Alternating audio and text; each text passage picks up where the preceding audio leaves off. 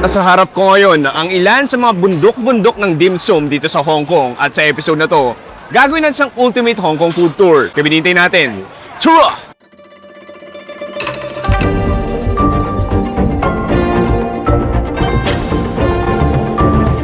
Matatayog na gusali, mga bagong singaw na dim sum, mga bagong ihaw na karne at hindi magkamayaw na mamamayang naghahanap buhay. Heto ang Hong Kong. At sa video na to, samahan niyo akong tuklasin ng ilan sa mga paboritong kainan ng paraisong lugar na to. Mula sa jam-packed legendary dim sum place, here. Sabi ko here, yung laman loob. Abot kayang turo-turo, Chinese or Hong Kong karinderya, turo-turo style. At hanggang sa isang tanyag na roasted meat shop. Ito yung mga vlog na ayoko na magsalita. At kakain tayo sa 5 iconic food spots dito sa Hong Kong. Ready ka na ba? Tara!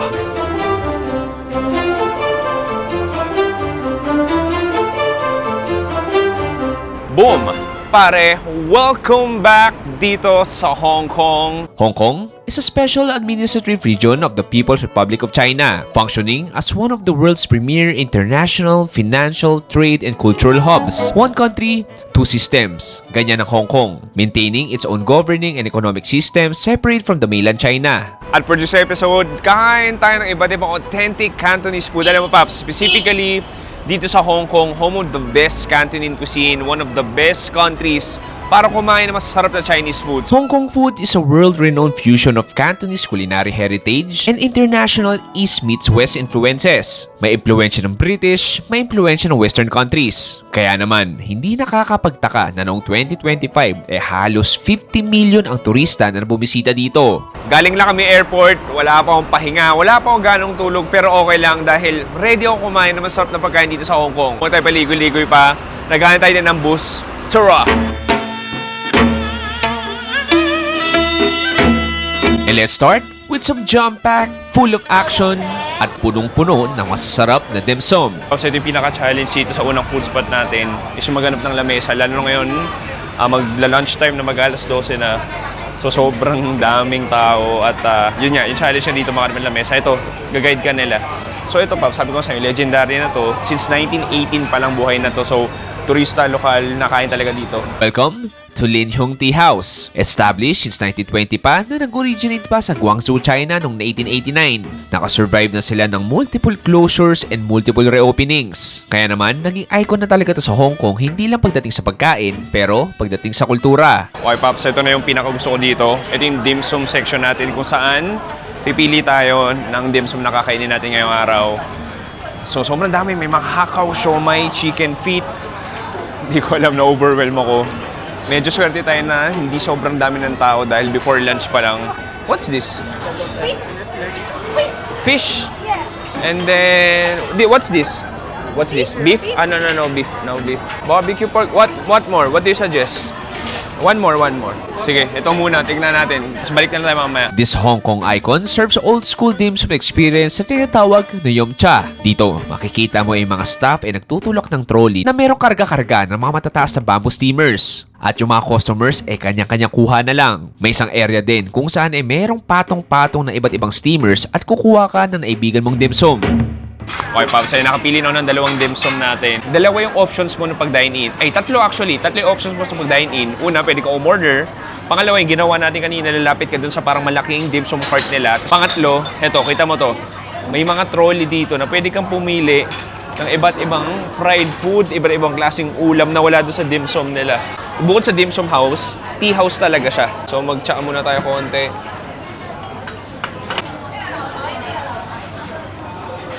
Oh, nice. Very fragrant, floral. Parang umiinom ng bulaklak na sa tubig. Yun lang, nababaliw lang ako. Hindi ko alam kung, di ba sa atin may chili, garlic, tsaka toyo. Dito hindi ko alam kung paano.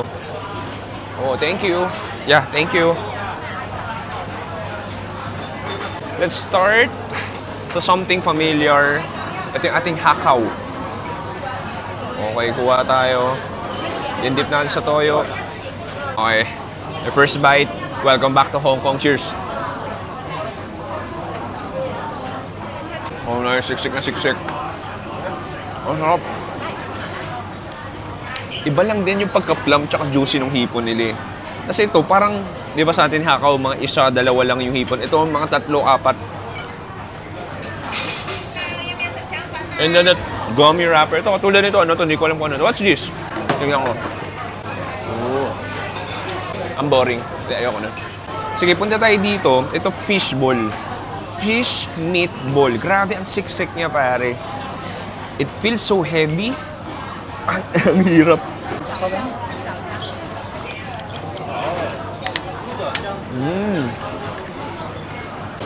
Sobrang squishy niya. Ang bouncy niya sa bibig. Ang galing. And then, ultra fishy. Para siyang may mga fish cake din sa loob. Bukod sa parang giniling, may fish cake din siya sa loob. May mga trolley. What's this? Alukan ka talaga ng mga pagkain. Ito. Oh. And kaya dapat dito, meron ka talagang converter. Dahil katulad nun, dito mo yung maliit na sabaw yun, nasa 349 pesos na. Magkakagulo ka, gulat ka na lang yung bill mo, nasa 3,000 na. Anyway, Paps, round 1 pa lang to. Hanap pa tayo ng next dim sum natin, and then balik tayo sa lamesa. Mas nagiging chaotic. Gusto ko pa kumain ng dalawa pa. So ito na, ito yung sinasabi ko. Hindi yun na nakita kanina, pero kanina sobrang dami ito. Order tayo. Shumai and tripe. Where's the tripe? The beef. No, the beef. No more? Here. Sabi ko, here. Yung laman loob. Uy, hello, hi. Hello, sir. May bagong brand sila. Oo, galing. Thank you. Oo. Pero ito OG no? So kita mo, haba na ng queue. At sir, may kapwa Pinoy din dito. Muna tayo. Another cool experience dito is sharing a table sa mga hindi mo kilala. Wala kayong pake sa isa't isa. Just slurp some hot tea and just eat your chosen dim sum. Walang arte-arte. Okay, Pops. Last round natin. Di ba? Ang saya, ang gulo. Yan yung gusto ko. Masaya, magulo, maingay. Kasi ito, pansin mo dito, Pops, camaraderie. Meron akong, inampun ako ngayon ng aking Chinese family dahil ako, Chewy dyan, Chinese yun. So kasama ko ngayon sila uncle, sila auntie, at joke lang, hindi kami magkakalala. Yun yung ano dito, isa pang magandang essence dito sa ganito klaseng dim sum place is yung makikishare ka talaga ng table. Lalo kung mga dalawa lang kami ni Jeyo, tatlo lang kayo, mag-isa ka lang, pwede ka makishare ng table. Ito more daw ng classic, alam mo Paps, dito sa Hong Kong, God level yung shumai nila. Ito pork shumai, sa soy sauce. I can do one biter. Cheers.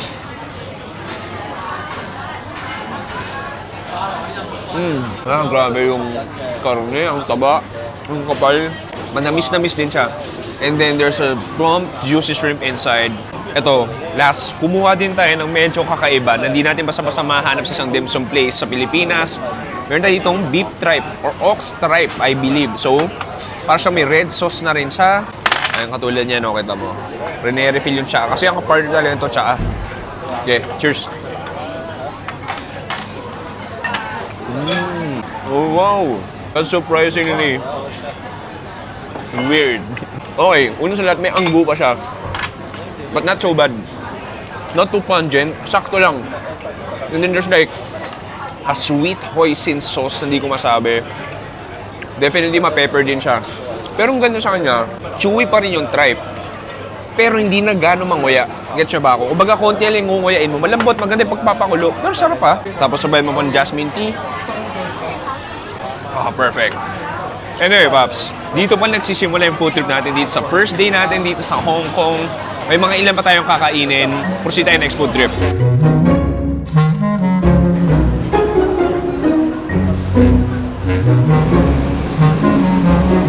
Okay, Paps. After that, heavy dim sum, grabe, nagulat lang ako. Hulaan niyo yung bill ko. Hulaan niyo lang, comment kayo, hulaan niyo. Alam niyo magkano bill ko? $204. Tapos sa 1/4 na, 4 na klase ng dim sum lang yon. O, diba? Anyway, sa Hong Kong ka, saka sikat yun. Anyway, Paps, sa center tayo ngayon, one of the busiest area dito sa Hong Kong. Like, mga businesses nandito na, mga negosyante nandito, mga laborers nandito. At itong area na to, tinatawag na Dai Pai Dong, which is ito yung one of their best street food culture or dying street food culture na i-feature natin sa ibang episode. Anyway, yung susunod na food trip natin, legendary wonton mami noodles yun dito. Halika, kumain na tayo.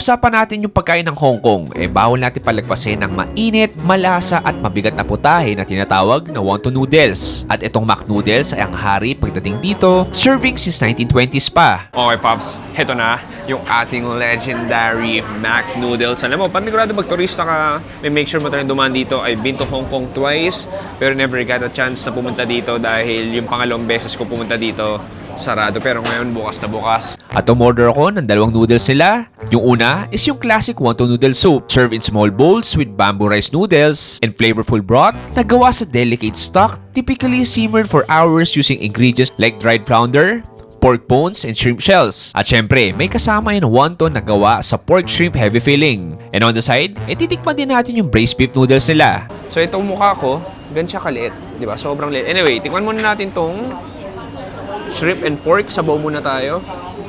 Cheers. Oh, nice. Okay. Galing. Pagdamo pala ng labi mo, malasa na. Dried shrimp, parang ganun yung flavor niya. Very clean, manipis lang. Parang may lasa rin kaldo ng baboy. Galing. Oh, grabe yung chili nila dito. Oo nga. Parang puree yung texture niya. Hindi siya yung chili garlic na common. Sige, lagay tayo. Ito may vinegar din. Lagyan natin ng konti. Uy, yung cute. Pula yung vinegar nila. Okay, and then let's dig in. Excavate natin yung ilalim niya. Oh, nice. So, okay. Meron tayo ditong pinaka-wonton natin. Shrimp wonton. Ay, isa lang. Yun na yun. Grabe. Isa lang yung karne. Dalawa naman pala. Dalawang karne. Alam mo, magdo-noodles muna ako. Okay, cheers.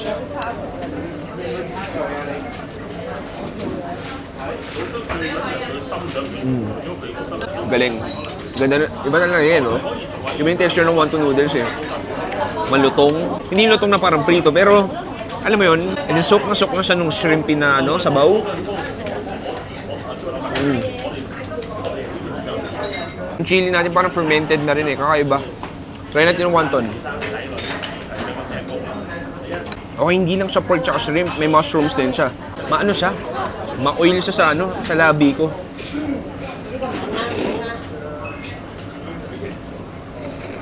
Try natin itong beef brisket. Makikita mo, ang laki oh. Huge chunks of, may malaking hiwa siya ng beef. Ito para mas sulit yung karne niya. Sige, tikman natin. Lambot. Grabe, ang sarap. Sobrang lambot. Nakita nyo naman, ayun oh. Labi ko yung pinakagat ko. Parang siyang adobo eh. Mastar anise din siya. Oh, definitely mastar anise siya. Parang siyang papuntang adobo. Kakaiba lang talaga yung noodle culture. O wonton noodle culture dito sa Hong Kong. Anong papapiliin mo sa dalawa? Mas trip ko itong beef brisket.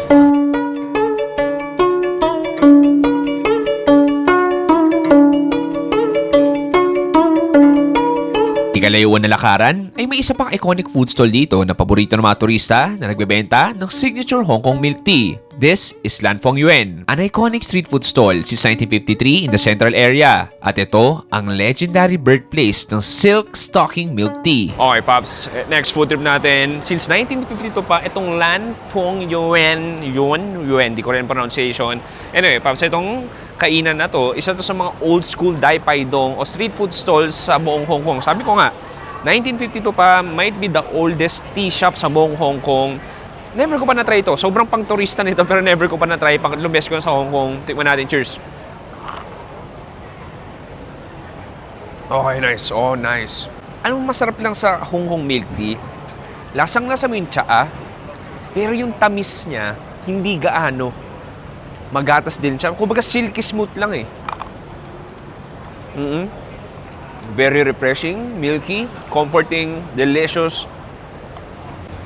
Palate cleanser. At kita mo naman, dami nagpapapicture. Ang haba ng pila, nakatingin lang sila doon. Pero bukod dyan, may mga breakfast meals din sila. Tapos, sa pagkakalam ko, gamit nila panggawa nito yung tibag pa rin o yung lumang parang medyas, parang ganun.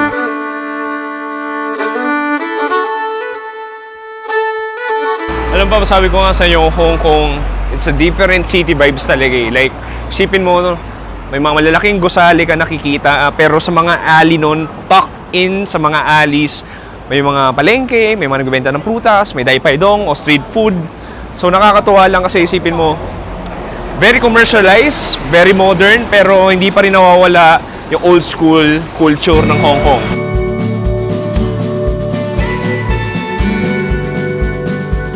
From Central, ay dumiretso na ako sa neighborhood ng Wan Chai, a dynamic metropolitan district on the northern shore of Hong Kong. Moderno, maraming matataas na gusali, pero hindi gano'ng karamihan tao. Makakahanap ka dito ng masasarap at mura na kainan. Katulad na lang ng tindahan na to, na nagbebenta ng sarit-sarik authentic Hong Kong food. At parang sa Pilipinas, turo-turo lang. Okay, Pops, next food trip natin. From kanina, mga medyo touristy, ito, very, very local. Ito yung tinatawag na parang Chinese or Hong Kong karinderya. Turo-turo style. So makikita mo, nakabalander sa'yo iba't ibang trays ng authentic Hong Kong dishes. Sobrang kulay, sobrang vibrant, at punong-puno pa. So tinatawag tong Jiaji Meishi. Actually, wala sa English translation. Shout out lang kay Phil Chi Thunder na nakita ko tong kainan na to. Makikita mo, Pops. So makikita mo, Pops, sobrang daming ulam. May orange chicken o sweet and sour chicken. Ito parang barbecue. May nakita ko ng isda, tofu, parang adobo. May parang pork belly rin sila. Tapos ang gagawin mo niya, alam ko, pwedeng dalawang ulam or ilang ulam gusto mo. Tapos may kanin din yun. Pumasok na tayo. So, Pops, makita mo, parang normal na restaurant lang din naman. So, I think kukuha ka ng tray mo. And then, ito, halika. What's this? $37. To how many? 2 dish. What's your best seller? Sweet and sour chicken? Is that fish chicken? Pork. Pork. And then, what's that? Pork belly? I saw your face in a big crowd, and now it's all I think about. I've had some leads. Pops, excited na ako dito. Turo style, authentic Hong Kong food. Ito, Pops, no, tutusin. Sipin mo tong platong to. Kanina, di ba, medyo mahal makinain natin. Ito, wala nyo magkano? Mga nasa $40-something lang, 330 pesos. Pops, overloaded na, alam mo. Mas marami pa to kaysa sa Panda Express sa Pilipinas. Di hamak masulit to. Pero ang tanong dyan, yung lasa nga ba magsasuffer o hindi? Tikman natin. So meron tayo ditong stir fry. So meron tayo ditong veggies. Tikman muna natin. Okay, cheers. Ang kumain ng chop suey. And yung broccoli natin, very siya yun. Mag-garlic siya. May garlic sauce siya. Okay, punta tayo dito sa dalawang pork dishes natin. So meron ito sweet and sour pork na bestseller nila. Tapos may braised pork belly rin tayo dito. Tikman ko muna tong sweet and sour pork. Kuha tayo dito. Cheers.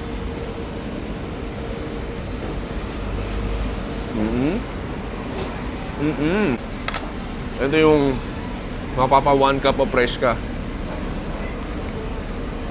Grabe yung sauce, ang sticky niya. I mean, yung tamis, not overwhelming. Sourness nandun. Hindi malalasahan mo. Of course, yung pineapple. Na tayo dito sa last natin. Ito yung braised pork belly. Grabe, ang lupit. Kung nakikita yung lang gano'n siya kakapal.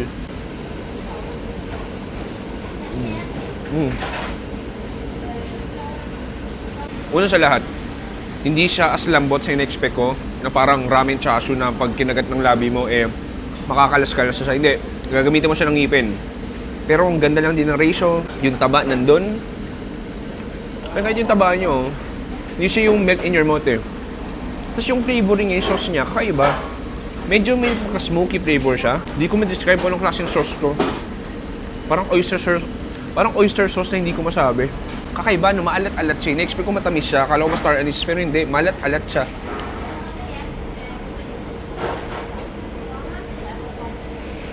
Isipin mo, 330 pesos. Pwede ito pang sharing. Like, kunyari, medyo nagtitipid-tipid na kayo, mag-jowa. Wala na kayong pang roast meat. Wala na kayo pang dim sum. Pwede na paghatiin ko. Imbis mag 7-Eleven kayo. Nalos gano'n rin naman yung presyo. Ay, sa mga malalaman mo, na very local itong kainan na to. Wala akong makitang ni isang turista. Kaming dalawa lang ni Gio.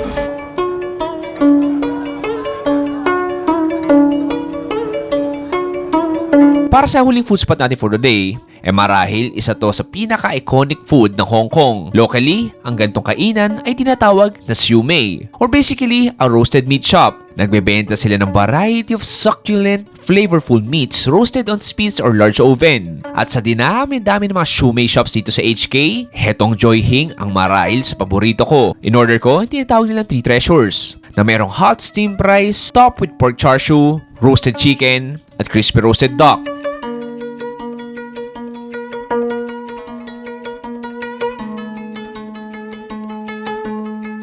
Okay, Paps, ito na yung ating 3 treasures dito sa legendary Joy Hing. Alam mo, siguro daan-daan yung mga roasted meat shops o tinatawag nilang siu mei dito sa Hong Kong. Pero isa tong Joy Hing sa pinaka-paborito ko dahil una sa lahat, sobrang friendly ng mga staff dito. Hindi lang vlogger, pwede ka mag-vlog. Pangalawa, ang babait nila, smile lang ka talaga. Marunong sila mag-English. Sobrang pang-turista. Pero, ayun yung weird eh. Friendly sila sa turista.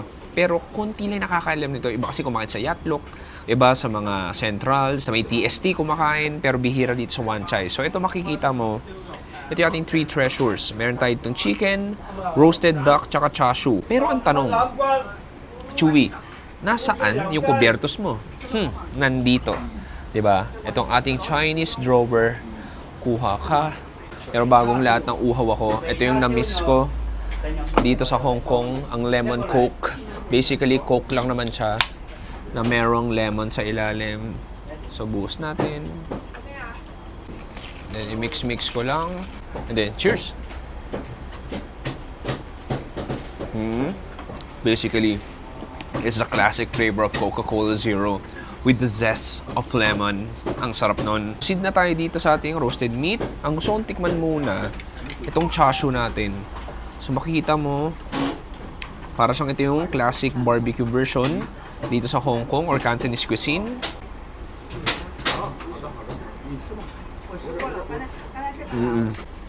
Para siyang candy sa bibig ko. Alam mo, lasang-lasang yung pagka-smokiness niya. Si sweetness niya, para siyang tocino na less sweet.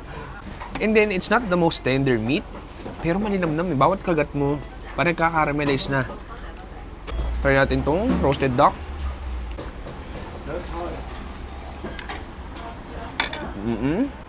Habulin ko ng kanin.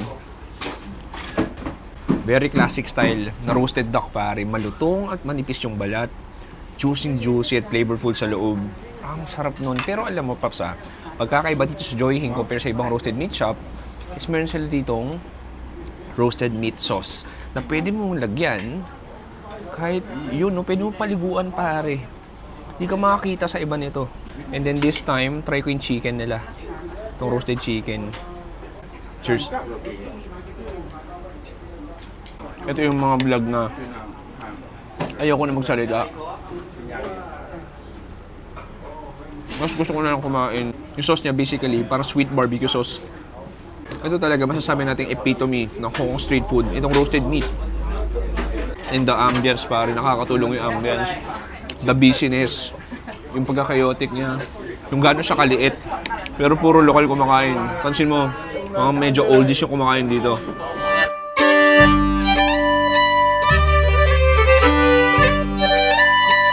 Okay, pare. Dito nagtatapos ang ating day 1 dito sa Hong Kong. Isang ultimate Hong Kong or Cantonese food tour. Alam mo, sabi ko sa'yo, yung mga kinain natin, iba pang turista.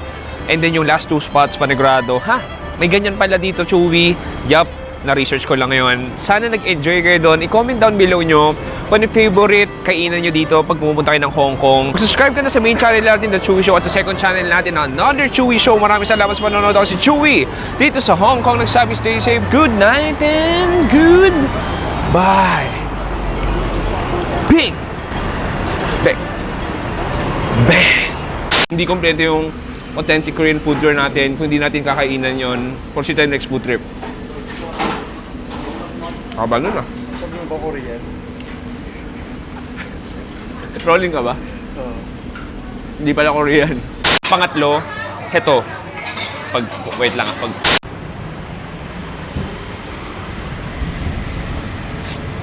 Hindi mo mukas. Ano to? Kung nababasa nyo, syempre hindi ko nababasa eh. Kung papanggap lang nabasa ko, pero tatanong natin.